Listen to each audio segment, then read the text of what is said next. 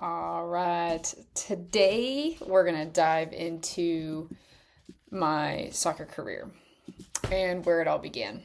So, when I was a little kid, I played ASO. And if you don't know what ASO is, it is just rec soccer. You start out like 5 years old when you can go do it. And I remember vividly playing and having this experience. My mom and my stepmom were my coach, which super cool. Um, but you know how people like to assume everything? Well, both my mom and my stepmom, they had haircuts that were the lesbian cuts, and they all thought they were a couple. So that played into my life growing up as a kid. People were trying to figure out who my family was because not only did they get called a couple, even though they weren't, my mom and my grandpa also had people thinking that they were a couple. Twisted. People just assume the worst. So, yeah, the soccer career starting out as a kid, having both moms be the coach. They had no idea what the hell they were doing, but they volunteered because no one else would do it. And that's typically what happens. And um, I got hit in the face that year, and I really wanted to quit the sport. I did not want to play anymore because the ball hit me square in the beak and it didn't feel good. So I almost quit, but my dad was like, no, you're not quitting. So I never quit soccer, and I'm really glad that I didn't end that day, that I did not show up. Because if I didn't keep pursuing, I would have never had my exit ticket to get out of California to go pursue my career in Missouri, where I am now.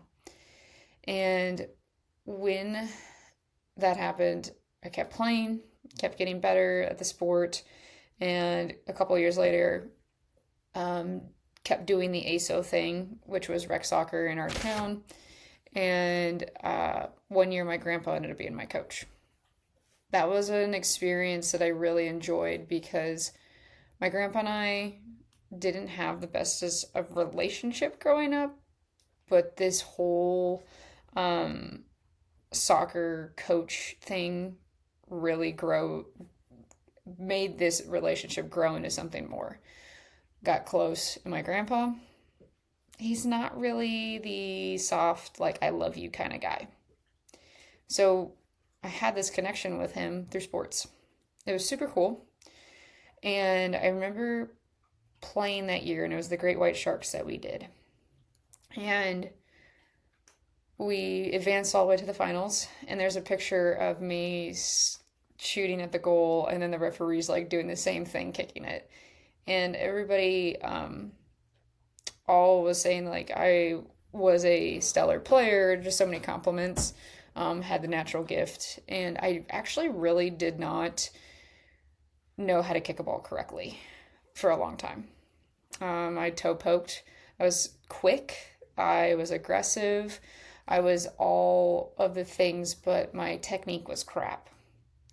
And so, after winning that championship with my grandpa and the Great White Sharks, it opened up to some more things as far as to be more exposed to coaches that could help me grow. And I had this coach that my grandpa made friends with during this time frame, Steve. He's from England.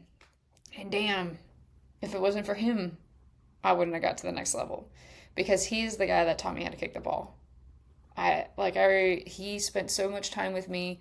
We invested into working with him one on one, and so I can get the support that I needed to truly adapt and learn how to play the game.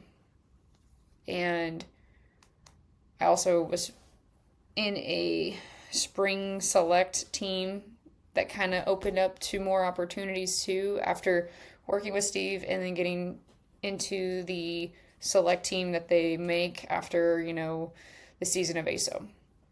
And that's where it started to evolve, keep evolving and keep learning how to be a better soccer player. I never really thought that I would be going to school for it. And it's crazy. It's crazy to think back to all those times and how it's gone. So when I joined this club team, that select team, it was something that I started to fall in love with. I was good at a game. I was good at this game because I wasn't good in school. I just didn't have um, the intelligence in certain things, the ability to just pick up material in school so fast like I did with soccer. When someone would coach me up in soccer, I was like, pick it up and I'm ready to roll. That natural instinct. School was not for me. And so this is where I knew that I could get to go do something with my life. Um, Fast forward to 10, 11 years old, and somebody came across, Chris Ramos is his name, and he was the guy that we played against in another like regional game. And he recruited me to go play for a club team.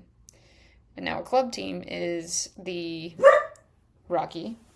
It's okay, buddy. Sorry, we got Rockefeller in the back.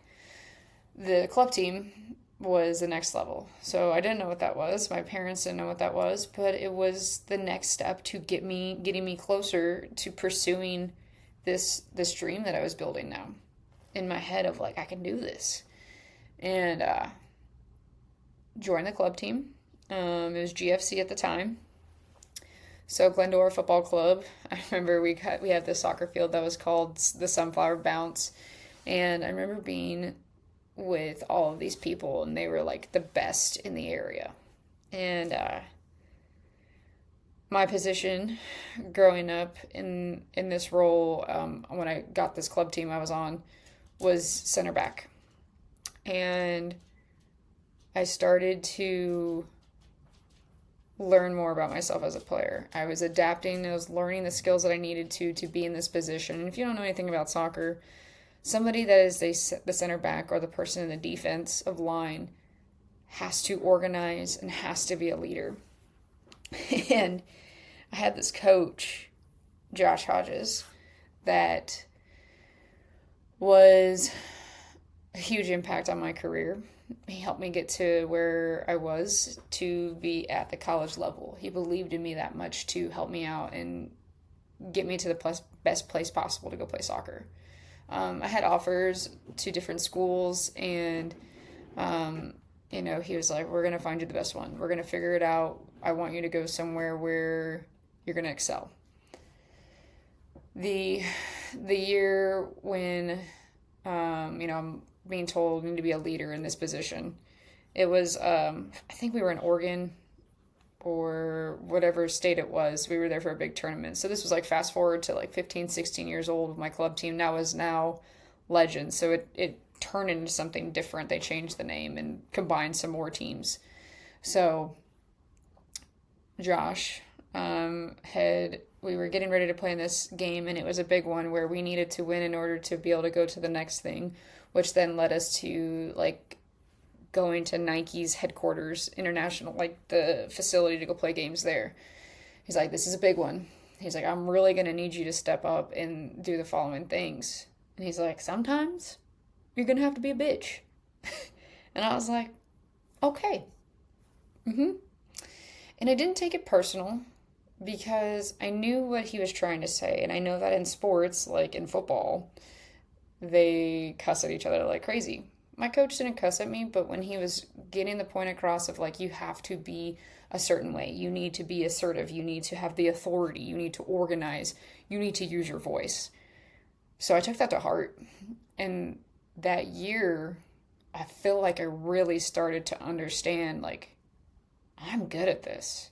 I know how to lead people in the direction that I want them to go, because as a center back, you're organizing, you're telling people to do things to make your job easier. That's the goalkeeper's job too, to organize the people in front of them, but my job was to make it easier on us in the back line to get them from not scoring. And I took this like serious. When I played back there, you didn't mess with me. And there's teammates of mine that were like, "Dude, you're scary. But like I get what you're saying. Like, I respect you." Because there'd be times where I would get a little more hot head.